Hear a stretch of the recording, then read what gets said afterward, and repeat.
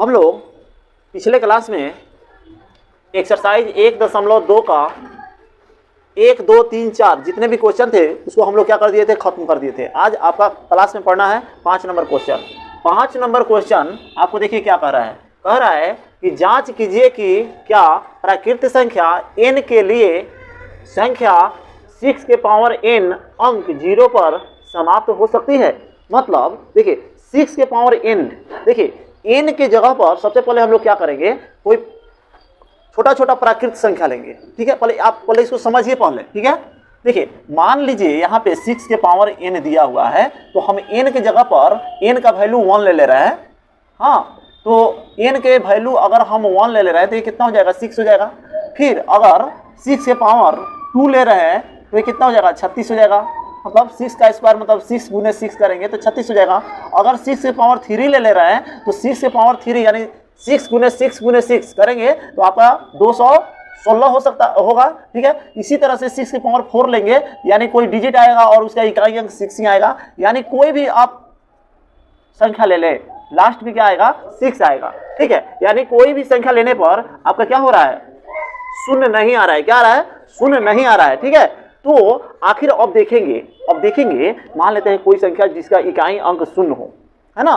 तो उसके लिए पहले अब देखिए, मान लेते हैं कोई संख्या अगर 20 ले रहे हैं, इसके लास्ट में यानी शून्य है ना। तो देखिए इसका अभाज्य गुणनखंड जब निकालेंगे, मान लेते हैं तो 2, 4 और 5 20, है ना।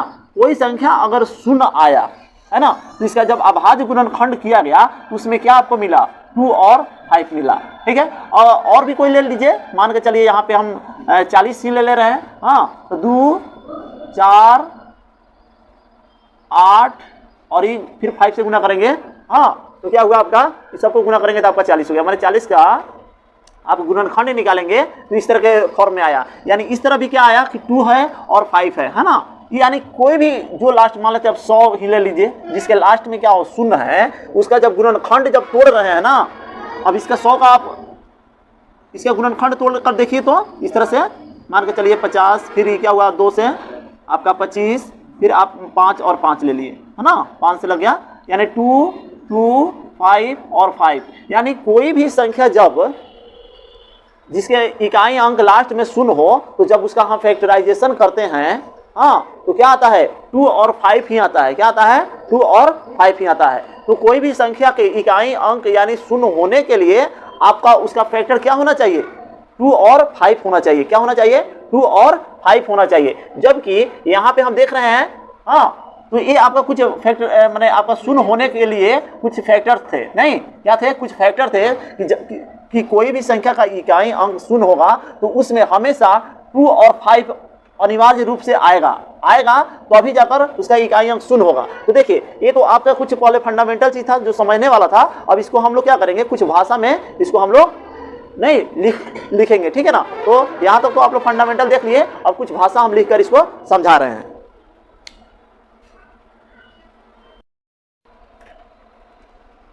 हाँ, तो इसके बाद क्या करेंगे, हम लोग इसका हल लिखेंगे। जो आप लोग समझे इसका हल लिखेंगे। देखिए हल में हम लोग क्या लिखेंगे, कोई भी संख्या शून्य पर तभी समाप्त होती है जब उनके अभाज्य गुणनखंडों में 2 और 5 हो। आपको अभी समझाया गया कि कोई भी संख्या शून्य उसका इकाई अंक तभी होगा जब उनके अभाज्य गुणनखंड करने पर क्या होना चाहिए, 2 और 5 होना चाहिए। 2 और 5 जब होगा तभी उसका इकाई अंक क्या होगा, शून्य आएगा। ठीक है, तो उसी बात को हम लोग यहाँ पे लिखेंगे। परंतु यहाँ आपका क्वेश्चन में था 6 के पावर n, यानी देखिए 6 के पावर n को जब हम लोग क्या करेंगे, गुणनखंड तोड़ेंगे यानी 6 का, तो 2 into 3 हो जाएगा और इसका पावर कितना है, n। ठीक है, अब ये पावर दोनों के लिए है, यानी 2 के पावर n इंटू 3 के पावर भी n हो गया। तो देखिए जब 6 का हम लोग क्या है, अभाज्य गुणनखंड तोड़े तो क्या आया, इसमें 2 और 3 आया है। क्या आया है, 2 और 3 आया है। इसमें 5 नहीं ना आया है। अगर 5 आता तो वह क्या हो जाता, शून्य हमारा मिल जाता, लेकिन यहाँ पे है 2 और 3 है। तो उसी को और नीचे लिखेंगे कि 6 के पावर n के अभाज्य गुणनखंडों में 5 नहीं है। क्या है, 5 नहीं है। अतः फिर n का कोई भी ऐसा मान क्या होगा नहीं है जिससे वह शून्य पर समाप्त हो जाए। तो हमको क्या करना पड़ेगा, इतना हमको इसमें भाषा को लिख देना पड़ेगा। इस तरह से आपका ये क्वेश्चन कंप्लीट हो गया। ठीक है, इसके अगला क्वेश्चन को हम लोग अभी तुरंत देखते हैं। देखिए अगला क्वेश्चन 6 नंबर आपका क्या कह रहा है, ध्यान दीजिएगा। कह रहा है कि व्याख्या कीजिए कि 7 गुना 11 गुना 13 प्लस 13 और यहाँ पे आप लोग देख रहे हैं कि 7 गुने 6 गुने 5 गुने 4 गुने 3 गुने 2 गुने 1 प्लस 5 भाज्य संख्याएं क्यों हैं। आपसे कह रहा है क्वेश्चन की व्याख्या करिए कि ये जो संख्या दिया है और ये भी संख्या जो दिया है यह संख्या भाज्य है, क्यों है, कैसे है। ठीक है, तो ध्यान दीजिए। सबसे पहले देखिए भाज्य, कोई भी संख्या भाज्य होती है तो भाज्य होने के लिए उसका माने फैक्टर क्या होना चाहिए, कम से कम, यानी जिसका फैक्टर 2 से अधिक हो, है ना, वो संख्या क्या कहलाती है, भाज्य कहलाती है। माने जिसका हम कह सकते हैं कि अभाज्य गुणनखंड यानी गुणनखंड 2 से ज्यादा हो वो क्या हो सकती है, वो भाज्य होती है। अब देखिए हम कोई एग्जांपल लेकर जैसे बता रहे हैं, जैसे ले रहे हैं 10। तो देखिए यह 10 है, इसका फैक्टर अगर हम करेंगे तो देखिए यह 2 से डिवाइड हो सकता है, फिर क्या हो सकता है 5 से हो सकता है, हाँ, अब फिर क्या हो सकता है 1 से हो सकता है। यानी जिसका फैक्टर यानी जिसका गुणनखंड 2 से अधिक हो, यानी 1 2 3 हुआ कि नहीं हुआ, यानी जिसका गुणनखंड 2 से अधिक हो वह संख्या भाज्य संख्या कहलाती है। तो हमारा 10 क्या है, भाज्य संख्या है ना। इसी तरह से अब कोई भी संख्या ले सकते हैं, जैसे 50 भी ले सकते हैं, 50 कोई भी संख्या लेकर चेक करिए तो इसमें क्या है 1 से लग सकता है, डिवाइड हो सकता है, हाँ, फिर क्या है इसमें 2 से भी लग सकता है, फिर क्या है 5 से लग सकता है, 10 से भी लग सकता है ना। इस तरह से इसका क्या होगा, यानी जिसका फैक्टर 2 से ज्यादा बार हो वह संख्या क्या कहलाती है, भाज्य संख्या कहलाती है। अब तो समझ गए कि भाज्य संख्या कौन कहलाती है, जिसका फैक्टर करने पर यानी जिसका गुणनखंड करने पर उसका भाज्य क्या हो 2 से ज्यादा बार हो, है ना, वो संख्या क्या कहलाती है, भाज्य संख्या कहलाती है। तो अब समझ गए। अब हम चलेंगे क्वेश्चन की तरफ चलेंगे। यहां से देखिए हल आपका यहां पे दिया हुआ है 7 गुने 11 गुना 13 प्लस 13। तो देखिए एक तरीका है कि आप इस सभी को, ये तीनों को गुना करिए और इसको जोड़ लीजिए और जोड़ने के बाद क्या करिए उसका फैक्टर करिए और तब उससे पता चल जाएगा कि वो भाज्य है कि नहीं है। तो देखिए उस तरह से थोड़ा सा समय लगेगा, है ना, तो उस तरह से समय लगेगा। तो इसमें से हम लोग क्या करेंगे, शॉर्ट अगर जल्दी बनाना है तो कॉमन निकालेंगे। क्या निकालेंगे, कॉमन निकालेंगे, ध्यान दीजिएगा। तो देखिए यहाँ पे 13 है और यहाँ भी 13 है, तो यहाँ से हम लोग 13 को क्या करेंगे, कॉमन बना के बाहर निकाल देंगे। तो यहाँ क्या बचा 7 11 और यहाँ से क्या है 13 कॉमन बन के निकल चुका है, तो यहाँ पे क्या होगा 1 बचेगा। ठीक है, यहाँ प्लस है तो प्लस डाल दिए, यहाँ से 13 क्या है कॉमन बन के बाहर निकल चुका है, तो यहाँ पे 1 बचेगा ना। तो यहाँ देखिए 13 और ये देखिए 7 और इसको 7 और 11 और 1 को गुना करेंगे तो 11 7 77 और 1 प्लस में है ना, क्या हो जाएगा ये 78 हो जाएगा, है ना। तो अब देखिए कि इसको ऐसे भी तो लिख सकते हैं, क्या ऐसे 1 यहाँ पे 13 और यहाँ पे 78, ठीक है ना। अभी भी 78 का क्या होगा फैक्टर, अभी और भी निकलेगा। 78 का अभी फैक्टर करेंगे तो ये और निकलेगा ना, इसका और फैक्टर होगा 2 होगा।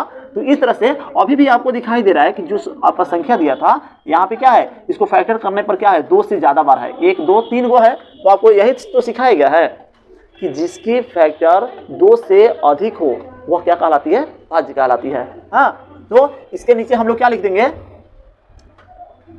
दिया गया, क्या लिखेंगे, दिया गया संख्या का मतलब फैक्टर चाहे गुणनखंड कहिए, गुणनखंड 2 से अधिक है, 2 से अधिक है, इसलिए दिया गया संख्या क्या है आपका, भाज्य है। क्या है, भाज्य है। तो इसको हम लोग हल करेंगे और इस तरह से इसका स्टेटमेंट हो जो है सो लिख देंगे। फिर इसके बाद क्या करेंगे, इसको भी हम लोग जांच करेंगे ना, 7 6 5 4 3 2 1 प्लस 5। तो देखिए 5 इसमें भी है, 5 इसमें भी है, तो 5 को कॉमन बना के बाहर निकालिए। क्या करिए? 5 को कॉमन बनाकर बाहर निकालिए। तो यहाँ पे देखिए 7 6 4 5 यहाँ से कॉमन बन के बाहर निकल चुका है। 3 2 प्लस यहाँ से देखिए 5 फिर क्या है, कॉमन बन के बाहर निकल चुका है, तो 1 हो गया ना। अब इसको हम लोग गुना करेंगे ना, इसको गुना करिए तो आप लोग, यहाँ हो गया आपका 5 और इसको देखिए हम लोग गुना कर दे रहे हैं। 7 छक 42 और फिर आप देख लीजिए यहाँ पे 42 4 ते 12 12 4 ते 12 12 गुना 24, इसमें क्या है 24 से जल्दी से हम लोग क्या करेंगे, गुना कर देंगे। तो 4 दूना 8 और 4 चौका 16, 2 दूना 4 4 दूना 8 8 10 यानी कितना हुआ 1008 1008 हुआ। थोड़ा सा देख लीजिएगा। 7 छक 42 4 तिहाई 12 12 दूना 24, ठीक है। और इसमें भी फिर क्या करना था, 1 को जोड़ना था, 1 को ऐड करेंगे तो कितना हो जाएगा, हाँ 1009 हो गया ना। फिर इसमें क्या है 1 हम लगा सकते हैं ना, लगा सकते हैं। तो इसमें भी देखिए कितने फैक्टर हुए, 1 2 3 यानी 3 को फैक्टर हो गए। तो इसके बाद क्या करेंगे, फिर हम लोग ये जो 2 लाइन हम लोग लिखे थे है ना, यही 2 लाइन को हम लोग को फिर यहाँ पे नीचे क्या कर देंगे, लिख देंगे। नहीं तो इस तरह से हम लोग का क्या होगा, एक क्वेश्चन का हल हम लोग को मिल चुका है, ठीक है। तो यहीं पे आप लोग जल्दी से इसको नोट कीजिए और इसके बाद हम लोग क्वेश्चन नंबर 7 पर देखेंगे। और ये 2 लाइन यहाँ पे फिर आपको लिख देना पड़ेगा, ठीक है।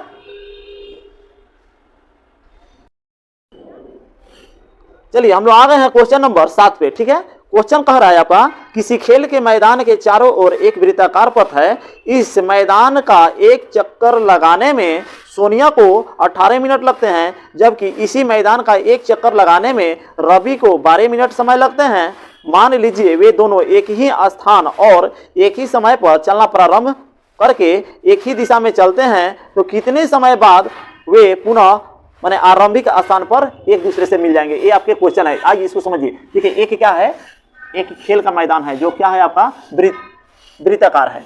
अब देखिए यहां से एक सोनिया है जो इस तरह दौड़ लगाती है और एक चक्कर लगाने में सोनिया को कितना समय लगता है, 18 मिनट का समय लगता है। कितना लगता है, 18 मिनट का समय लगता है। जबकि एक और लड़का था, नाम है, इसका नाम है, क्या नाम है, रवि।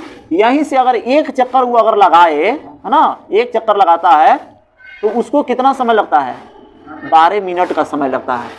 सोनिया को एक चक्कर लगाने में 18 मिनट का समय लगता है, जबकि रवि को 12 मिनट का समय लगता है। तो देखिए यह क्या है, इस तरह से रनिंग करते जाएगा लोग, दोनों आदमी क्या है, रनिंग करते जाएगा लोग। और एक ऐसा समय आएगा जब वे दोनों क्या होंगे, एक ही स्थान पर क्या होंगे, आपको मिलेंगे। तो वह पूछ रहा है कि वह कौन सा समय होगा जिस समय वे दोनों आकर एक इसी सामने वे दोनों क्या हो जाएं, मिल जाएं। तो देखिए इस तरह के क्वेश्चन जो भी होते हैं तो इसके लिए हम लोग को एलसीएम निकालना पड़ता है। क्या निकालना पड़ता है, एलसीएम निकालना पड़ता है। तो देखिए यहाँ पे आप चलिए हल 18 और फिर कितना है 12। तो देखिए आपको करना क्या है, 18 का पिछले क्लास में बताया जा चुका है, इसका फैक्टराइजेशन करेंगे। हाँ यहाँ पे 3 से लगेगा, 3 हो जाएगा।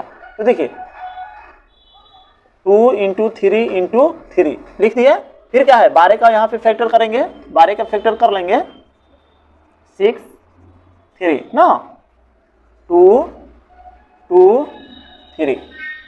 अब क्या है, हमको इसमें निकालना था क्या चीज, एलसीएम, यानी निकालना था क्या चीज, एलसीएम। तो एलसीएम में क्या बताया गया था पिछले क्लास में, 2 इसमें एक बार है और 2 इसमें कितना बार है, 2 बार है। तो एक बार वाला नहीं लिया जाता है, कितना बार लिया जाता है, अधिक बार वाला, यानी क्या है आपको 2 बार वाला लिया जाता है, ठीक है। उसके बाद देखिए 3 इसमें एक बार है और 3 इसमें 2 बार है। तो एक बार वाला नहीं लिया जाता है, यानी कितना बार वाला लेंगे, यानी आपका डबल, यानी 2 बार है तो इसको 2 बार वाला लेंगे। अब इसको गुना करके देखिए, 3 × 9 9 दूना 18 18 दूना 36, कितना हुआ आपका 36। यानी वे लोग 36 मिनट जब होगा तब वे लोग एक साथ क्या होंगे, आकर मिल जाएंगे, है ना।